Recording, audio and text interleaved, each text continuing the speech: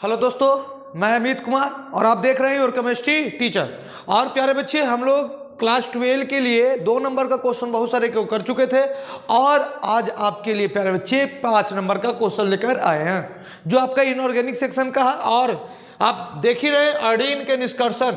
किसका निष्कर्षण? आयोडीन का। याद रखिएगा प्यारे बच्चे, एक एक चीज करवा के छोड़ेंगे।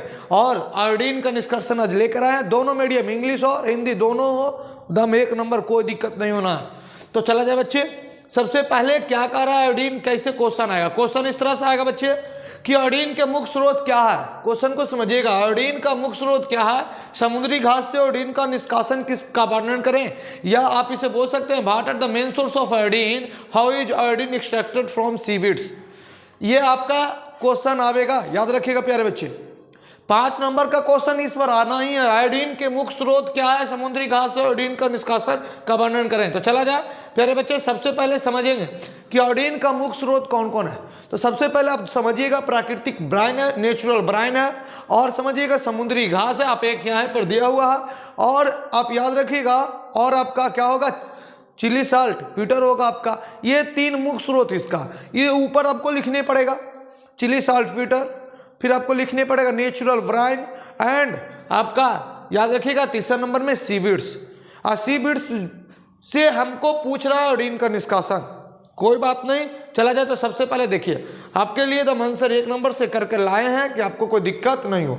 सबसे पहले बच्चे, आयोडीन के मुख्य स्रोत आप याद रखिए। हम आपको बता चुके आयोडीन का मुख्य स्रोत समुद्री घास, चिली साल्ट पीटर, प्राकृतिक ब्राइन। याद रखिएगा, या आप जिसको इंग्लिश में बोल सकते हैं main source of iodine, seaweeds, Chile saltpetre, natural brine. याद रखिएगा, ये तो आपको याद हो गया होगा, ये याद हो गया होगा, seaweeds, Chile saltpetre, natural brine. अरे भाई थोड़ा सा समझो अच्छा से, अब थोड़ा सा इसको समझ लो, हो जाएगा 5 नंबर क्लियर। इसमें कोई टेंशन का नहीं है, इसमें कोई फिगर नहीं है, एकदम सिंपल कॉन्सेप्ट में क्लियर हो जाएगा। अब हम लोग लिखेंगे नीचे में समुद्री घास से आयोडीन का निष्कासन या उत्पादन, extraction of iodine from seaweeds. तो सबसे पहले याद रखिएगा, लेमिनेरिया एक किस्म का घास होता है। देख लीजिए, ये याद रखिएगा, मेन पॉइंट याद रखिए। लेमिनेरियम जो आपका किस्म का जो घास है, उसे क्या किया जाता है, उसी में आयोडीन उपस्थित रहता। इस घास को समुद्र से अच्छी तरीके से निकाल लिया जाता है। और जब अच्छी तरीके से निकाल लीजिएगा तो एक चीज याद रखिएगा कि इसमें आयोडीन की जो परसेंटेज होती है ना, वो बहुत कम परसेंटेज होती है। आप याद रखिएगा 0.4 से लेकर 1.3% आयोडीन ही मिलेगा। तो इसलिए क्या कीजिएगा, उसको सावधानी पूर्वक जलाइएगा। एक गहरे गड्ढे में खोदकर जो आप घास निकाले हैं समुद्र से ना, उसे अच्छे तरीके से आप जलाइए, ताकि उसका आयोडीन नष्ट ना हो जाए, राख इधर उधर ना हो जाए, क्योंकि उसकी राख में बहुत कम परसेंटेज है। और उसके राख को केल्प कहा जाता है, केल्प कहा जाता है। तो चला जाए, देखा जाए क्या कर रहा है। लेमिनेरियम किस्म की समुद्री घास में आयोडीन उपस्थित रहता है, क्लियर, अभी आपको बता चुके हैं।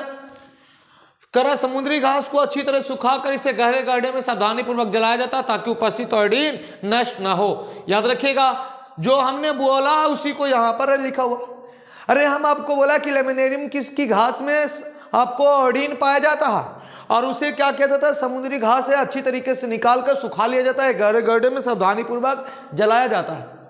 जलाइएगा कि उसका जो आयोडीन है नष्ट ना हो जाए, क्योंकि इसमें परसेंटेज बहुत कम है, 0.4 से 1.3%। इधर भी आप प्यारे बच्चे इंग्लिश में भी लिख सकते हैं इसको, सेम टू सेम हुई है बात को कि seaweeds laminarium contains iodine, seaweeds is well dried and burned in deep pits carefully so that iodine do not get destroyed। कहने का मतलब, आप सीवीड्स जो है उसको अच्छे तरीके से समुद्र से निकाल लीजिए। जब समुद्र से निकाल लीजिएगा तो उसे सावधानी पूर्वक जलाइए, सुखा दीजिए। आगे सुखा के बाद एक गहरे गड्ढे खोद लीजिए, और उसमें क्या कीजिएगा, सावधानी पूर्वक केयरफुली आराम से इसको जलाइए। जब जला लीजिएगा, और ध्यान रहे कि वे डिस्ट्रॉय ना हो, मीन्स उसके अंदर जो आपको आयोडीन है डिस्ट्रॉय ना हो, कोई दिक्कत नहीं होना चाहिए। जलाने के पश्चात प्राप्त राख को केल्प कहा जाता है। मेन इंपॉर्टेंट पॉइंट यही है बच्चे, केल्प कहा जाता है। इंग्लिश में भी लिखे हुए बच्चे कि the obtained us is called kelp. याद रखिएगा बच्चे, ये एकदम पॉइंट को याद रखिएगा। और क्या होता है कि जिसमें 0.4 से 1.3% आयोडीन रहता है, 0.4 से 1.3% आयोडीन रहता है। केल्प को केल्प जो होते हैं जल में धुलाकर या घोलकर उसे आंशिक रवाकरण करने से जल में घुलनशील अवयव जैसे KCl, K2SO4, NaCl, Na2SO4 रवाकृत होकर बाहर निकल जाते हैं, रवाकृत होकर बाहर निकल जाते हैं। याद रखिएगा, जो कहने का मतलब अशुद्धियां बाहर निकल जाएंगे। वही बात को आप इधर देखिए, बीच content 0.4 to 1.3% iodine kelp is dissolved in water and solution is partially crystalline when less soluble Ki and Ni remain in the mother liquid, जिसको मातृ द्रव हिंदी में बोलते हैं। तो याद रखिएगा बच्चे कि जबकि जल में अधिक घुलनशील Ki और Ni मातृ द्रव में शेष बचे रह जाते हैं। मातृ द्रव में क्या किया जाएगा, एक बार फिर से सुन लीजिए, समुद्री घास जो होगा, लेमिनेरियन जो होगा, उसको अच्छी तरीके से निकाल लीजिएगा, और जब अच्छी तरीके से निकालिएगा तो उसे क्या कीजिएगा कि सुखा दीजिएगा, एक गहरे गड्ढे में खोद कर उसे सावधानी पूर्वक जलाएगा कि ताकि उसकी आयोडीन नष्ट ना हो जाए।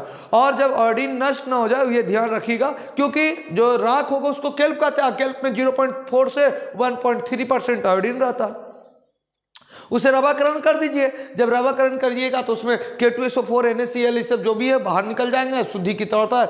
और याद रखिएगा जो बचेंगे उसको मातृ द्रव कहेंगे। और मातृ द्रव में H2SO4 मिलाकर जो क्षारीय सल्फाइड में मुक्त गंधक को बर्तन के फेंदों पर बैठने दिया जाता है, इसको स्थिर छोड़ दिया जाता है। उसे जब स्थिर आप छोड़ दीजिएगा तो याद रखिएगा कि अब उसमें क्या कीजिएगा, एवं क्षनित द्रव को मैग्नीशियम डाइऑक्साइड MnO2 के एवं सांद्र H2SO4 के साथ लोहे के वक्र यंत्र में मिलाकर मिश्रण को गर्म किया जाता है। और जब मिश्रण को गर्म कीजिएगा प्यारे बच्चे, आप याद रखिए जब गर्म कीजिएगा तो क्या बनेगा, वाष्प। उस वाष्प को चीनी मिट्टी के बर्तन में ठंडा कर दीजिएगा, जब ठंडा कर दीजिएगा तो बन जाएगा। देख लीजिए, ऐसा करने से अभिक्रिया के फलस्वरूप आयोडीन वाष्प के रूप में निकलता है, जिसे चीनी मिट्टी के बनी विशेष प्रकार के नलियों में क्या किया जाता है, संघनित कर लिया जाता है। संघनित करने के बाद आपका क्या हो जाएगा, आयोडीन प्राप्त हो जाएगा, ठोस आयोडीन प्राप्त होगा। याद रखिएगा बच्चे, कुछ नहीं है इसमें भी, इंग्लिश मीडियम के जो भी बच्चे हैं उसको भी कोई दिक्कत नहीं होना चाहिए। केल्प इज डिजॉल्व, उसको वाटर में डिजॉल्व कीजिएगा, जिससे आपको क्या हो जाएगा, क्रिस्टलाइज हो जाएगा। उसके बाद कॉन्सेंट्रेटेड H2SO4 उसमें ऐड कर लीजिएगा और डिपोजिट हो जाएगा कौची के बॉटम पर जो अशुद्धि रहेगा उसको। उसके बाद हम लोग क्या करेंगे, उसको मिक्स कर देंगे MnO2 के साथ और H2SO4 के साथ। चला जाए बच्चे, अगले क्या पॉइंट कर रहा है इसमें, आप देखिए। सबसे पहले देखिएगा NaIMnO2 3H2SO4, ये रिएक्शन हो गया तो आपको क्या, आयोडीन ऑब्टेन होगी। तो उपयुक्त विधि द्वारा प्राप्त आयोडीन में क्लोरीन एवं ब्रोमीन अशुद्धि के रूप में उपस्थित रहता है, जिसे Ki के द्वारा अलग कर लिया जाएगा। कहने को तो Cl2 अशुद्धि है तो Ki डालिए तो KCl बाहर निकल जाएगा, I2 बाहर निकल जाएगा, Br2 से कर लीजिएगा, Ki बाहर निकल जाएगा। Same to same iodine vaporise होगा और रिएक्शन के बाद, और एल्डिल में क्या होगा, जो आपको बना हुआ रहेगा चीनी मिट्टी के बर्तन उसमें जमा हो जाएगा और उसको कलेक्टेड कर लीजिए। सॉलिड कंडेंसेशन के बाद रिएक्शन दे दीजिए, iodine obtain by this method contain Cl2 and Br2 impurity, जिसको दूर कर लिया जाएगा KCl Ki के साथ। ये आपको आना ही आना है 5 नंबर में, तो इसे आप एक बार जरूर देखें बच्चे, बहुत अच्छे क्वेश्चन है आपके लिए।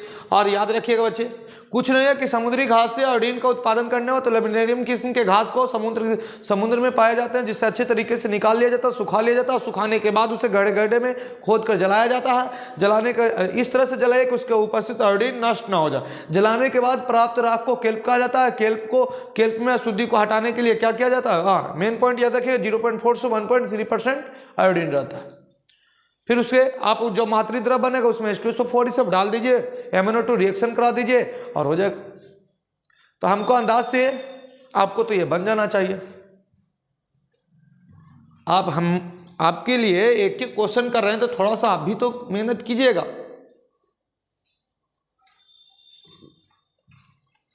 तो एक बार समझ लेंगे हम लोग। अब देखिए बच्चे, इसको क्या कीजिए, 5 नंबर का जो भी क्वेश्चन होगा उसको आप लिख लीजिए और बनाने का प्रयास कीजिएगा। और जाते जाते एक मोटिवेशन आपके लिए हो जाना चाहिए। तो अगले मेडल पर अब सिर्फ हमारी बारी है। अगले मेडल पर अब सिर्फ हमारी बारी है, क्योंकि खामोशी से हमारी मेहनत जारी है। है बच्चे। फिर मिलते हैं अगले वीडियो में, जब तक के लिए जय हिंद जय भारत।